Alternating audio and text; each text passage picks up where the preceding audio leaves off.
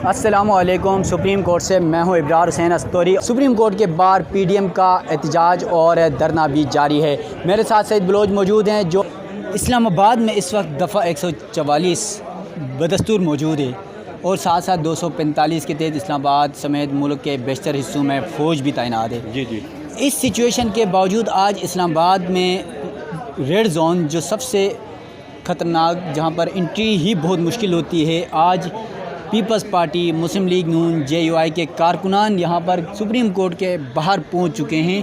तो आप क्या ये नहीं समझते हैं कि इस्लामाबाद इंतज़ामिया या फिर इस्लामाबाद पुलिस ने खुद सहूलत फराहम की और जिस तरह सारे पहुँचे हैं, जी आपको भी पता है, मुझे भी पता है कि अगर हम रेड जोन में दाखिल होते हैं तो हमें कार्ड, हमारी गाड़ी चेक करके ही अंदर आने देते हैं। ये सब के बावजूद ये जिस तरह पाकिस्तान आज़ाद हुआ 2 कौमी नज़रिए की बुनियाद पर, तो आपको नहीं लगता कि वो 2 कौमी नज़रिया आज भी बदस्तूर कायम है?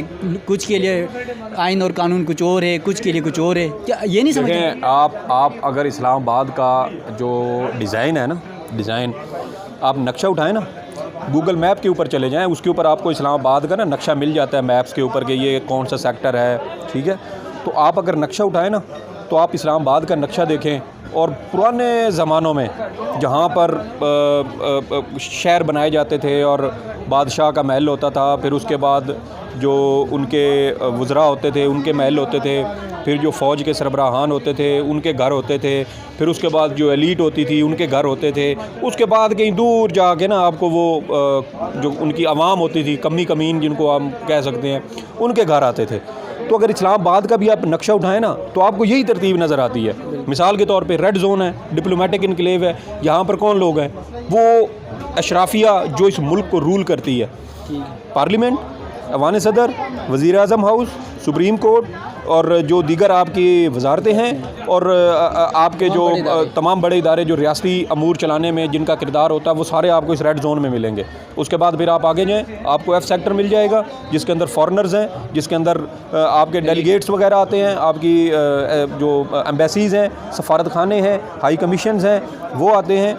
उसके बाद फिर आप आगे चले जाएं तो आपको D सेक्टर और E सेक्टर मिलेगा जिसके अंदर एलीट आती है। E सेक्टर से अमूमन हमारे यहाँ एलीट ही कंसिडर किया जाता है, F से कहा जाता है कि ये फॉरेनर्स के लिए बना हुआ है। G सेक्टर में चले जाएं तो वो सरकारी मुलाजमीन है। तो वो जो एक पैटर्न है ना पुराने ज़माने का कि बादशाहों का एक कंसेप्ट ज़हन में रख के ये आपका इस्लामाबाद जो है ना, ये सारा तख्लीक किया गया है। आप कभी इसको गूगल मैप्स के ऊपर या अगर आपको इस्लामाबाद का नक्शा इंटरनेट से कहीं से मिले या सर्वे ऑफ पाकिस्तान से जाके ले, तो आपको ये सारी चीज़ें उसमें नज़र आएंगी कि ये बाकायदा शहर जो है ना एक पूरी तरतीब के साथ पूरे मुनज़्ज़म तरीके से ये तख्लीक दिया गया है। तो यही इस वक्त हम यहाँ पे देख रहे हैं कि अभी चंद महीने पहले की बात है कि तहरीक इंसाफ के ऊपर रेड जोन में आने पर पर्चे दर्ज हुए। इमरान खान के ऊपर 2 दहशतगर्दी के मुकदमे हो चुके हैं जो रेड जोन की खिलाफ वर्जी करने पर हुए हैं। अब इस हुकूमत ने खुद 0 पॉइंट से लेके जो ब्लू एरिया का इशारा है सेंटोरस टावर के साथ, वहाँ से लेके आगे मारगला रोड तक ये तमाम रेड जोन को इन्होंने एक्सटेंशन दी हुई है, तोसी दी हुई है। रेड जोन 0 पॉइंट से शुरू हो रहा है, लेकिन ये जो लोग यहाँ मेन रेड जोन यानी शराय दस्तूर जिसको जो हर हाल में रेड जोन रहता है, जो सरीना चौक से लेके अयूब चौक, मैरियट होटल और आगे वो जो पार्क है कचनार पार्क से होते हुए जब आप मारगला रोड की तरफ जाते हैं, तो ये सारा रेड जोन बेसिकली इतना तो हर सूरत रहता है, हर हाल में रहता है। ये लोग वो एक्सटेंडेड जो रेड जोन है तौसीह शुदा वो अबूर करके इस वक्त रेड जोन के मेन के अंदर आ चुके हैं और इनको रोकने वाला कोई नहीं है। हमने ये भी देखा है कि सुबह जब हम आए थे सुप्रीम कोर्ट के लिए तो सरीना चौक पर इनको बाकायदा सहूलत दी जा रही थी। इस्लामाबाद पुलिस के एहलकार और जो दीगर इंतज़ामिया के लोग हैं वो इनको सहूलत देते हुए यहाँ तक लेके आ रहे हैं, टोलियों की सूरत में लेके आ रहे हैं। मार्च के अंदर हमने देखा कि इलेक्शन कमीशन के सामने नून लीग के तारक फजल चौधरी अपने 2 दर्जन लोग लेके आए और वहाँ पर इलेक्शन कमीशन और चीफ इलेक्शन कमिश्नर के हक़ में मुजाहरे लगवाए। वहाँ पर भी इस्लामाबाद पुलिस इनको पूरी सहूलत देते हुए प्रोटोकॉल के साथ अंदर लेके आई थी। किसी के खिलाफ कोई पर्चा नहीं हुआ, पर्चा अगर हुआ है तो वो सिर्फ एक अपोजिशन के जमात हुआ है। तो ये हमें हुकूमती जो बदनीयती है, जो उनका दोहरा मयार है और जो उनकी मुनाफ़क़त है वो सारी हमें नज़र आ रही है। और ये यकतरफ़ा कार्रवाइयाँ की जा रही हैं पूरी सहूलत के साथ। पूरी रियासती मशीनरी, पूरी हुकूमती मशीनरी, तमाम रियासती इदारे, इस्लामाबाद की इंतज़ामिया इन लोगों को प्रोटोकॉल देते हुए यहाँ पर लेके आ रही है।